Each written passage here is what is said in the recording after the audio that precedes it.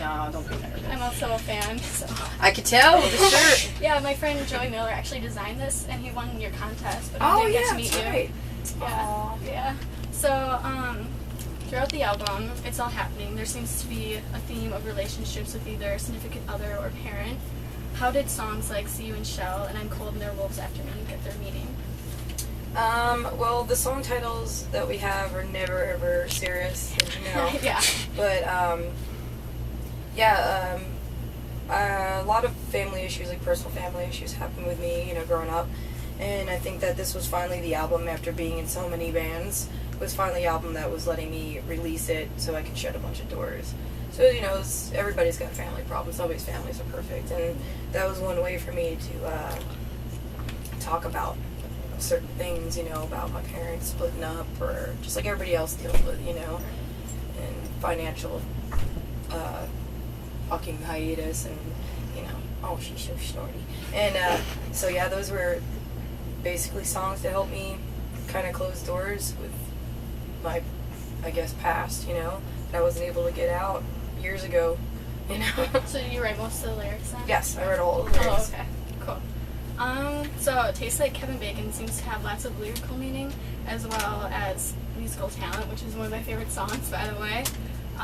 So the words such as ignorance isn't bliss, we are lied to, you suckers, everyone. What does this mean? Basically, that entire song, people write us all the time, they say that they like that song a lot, but it's kind of like an abstract painting, like, as far as my thoughts on war. Like, I was a senior in high school when the whole 9/11 crisis happened, and I'm from New York, so when all of that went down, a lot of my friends' parents and family members were affected by it.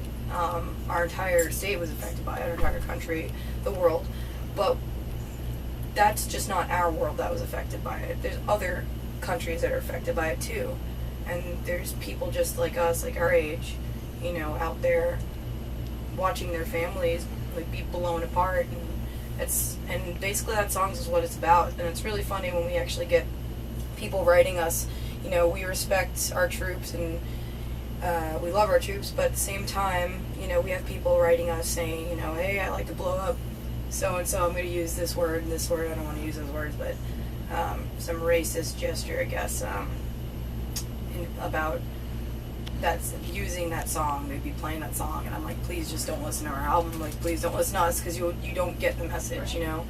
But yeah, it's funny and it's quirky, but at the same time it's really dark. Mm-hmm. So yeah, it's about anything political. Nice.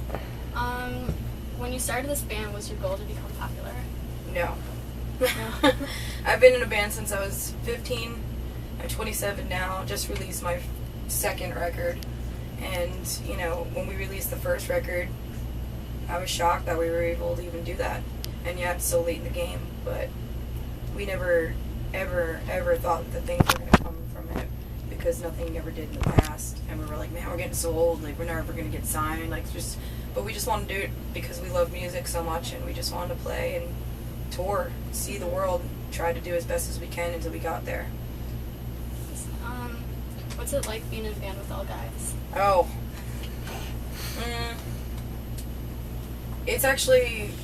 It's fun. It's not as bad as you think it would be, because they all treat me with respect. I'm basically like a sister to them, and I find a sense of security being with them, you know. I always have somebody there to watch my back, type of thing. So, and I mean, girls always get in fights and stuff. Look at every girl band, you know, back in the day, they was getting in fights. So I get Josie Pussycats. Josie gets more attention. Kitty. I shouldn't have said that. Yeah. But, you know, I wasn't a girl band back in the day, and it was just little girly fights all the time. But with guys, they're a lot more laid back. Right. Yeah. So. When you were younger, what did you want to be? What did I want to be? Yeah. Oh, man, I always wanted to be a quote-unquote rock star. And I wanted to be Beetlejuice. I didn't know how that was going to happen. But I actually I remember drawing like a door, trying to knock on it, and nothing happened. And I cried, and I was really depressed for the rest of the day. Went down on the beach. I wrote a poem about it. I remember that. When did you first realize you had talent as a screamer? I never like I said, I never, just like how you asked about us, you know, not thinking we're going to get big or not, just, I never thought of myself as talented. I always thought I could do better. I still think I can do better. And once you let that, you know, you always want to be humble about things. You always don't want to, like, be like, oh, that's the best thing I've ever done, because it's not. You're always going to get better at doing what you're doing.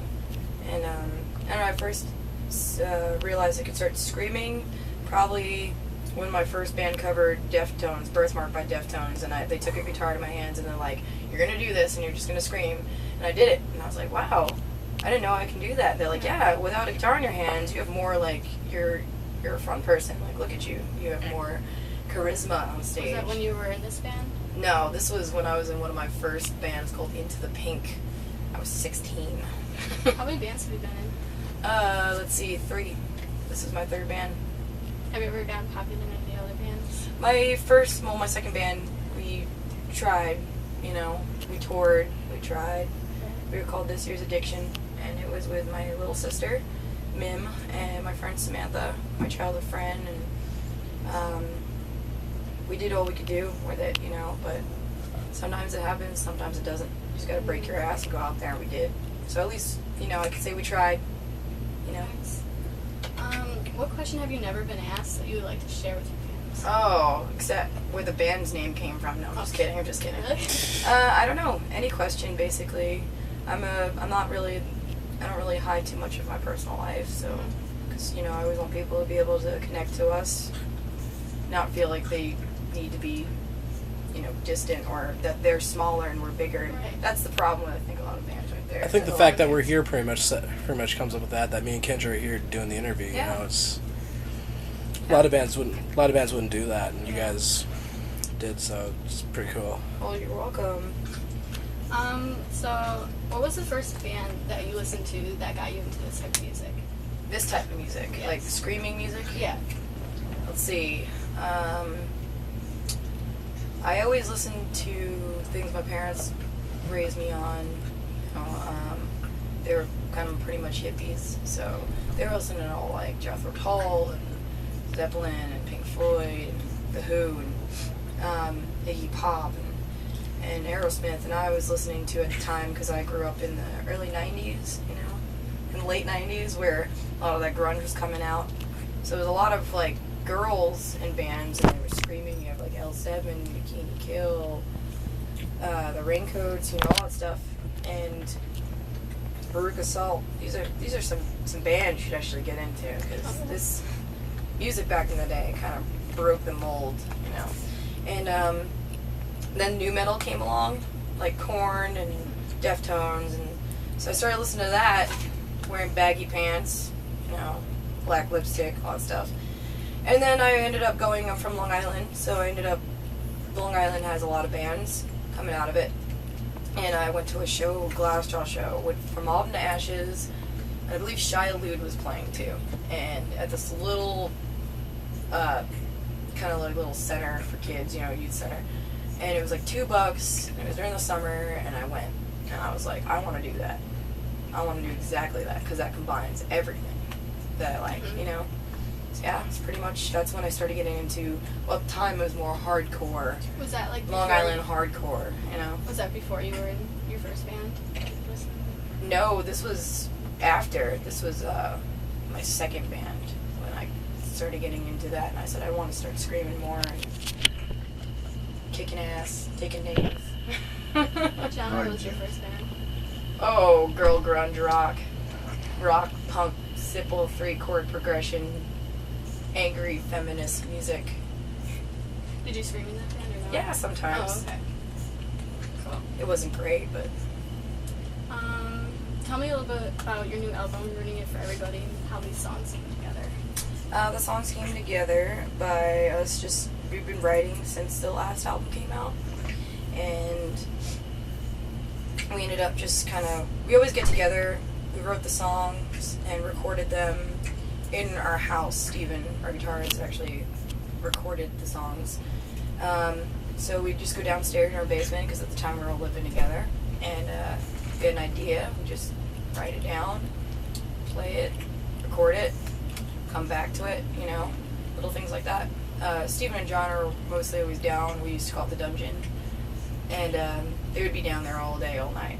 And the rest of us, me and Mikey and Ricky, would just be like, just goofing off, whatever. It's not our time yet. We don't care. But we'd go down there and they'd show us like some things that they wrote. And we would end up just having like a really good time, you know? And we'd be like, hey, that sounds awesome. And we'd put our input in. And then when all the rest of the songs started coming together, stop. Then came the vocals, and actually I had Ricky and Mikey there for, you know, spiritual guidance through that whole entire thing, and they helped me out too. So it was cool because they actually got to be a part of doing some vocals as well. So yeah, I don't know. Did you have fun doing the album? Yeah, of course. Okay. Who doesn't? It's new music, you know? How long did it take you to put together the album? Let's see, we started, like I said, we were writing pieces here and there, like, since It's All Happening came out. And we went in to record, what was it? A little bit after November, December.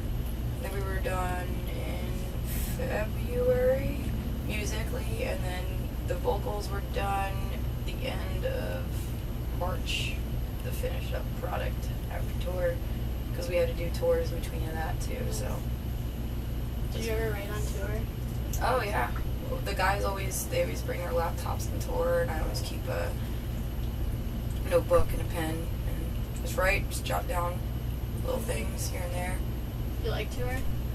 Yeah, of course. It's fun, you know. Do you ever lose lots of sleep or get stressed out about things? All the time. Who doesn't? Who doesn't? I actually sleep all day, because sleeping is good for your voice. Except for this little monster right here. She keeps me up all day. All night. All day. Yeah. I'm talking about you. She's so bad. Yeah. What's her name? Enoch. That's cute. Thanks. Hi, baby. Hi, baby. Yeah, so I'm excited to see you guys play. Hell yeah. I guess we're done here. All right. Thank you.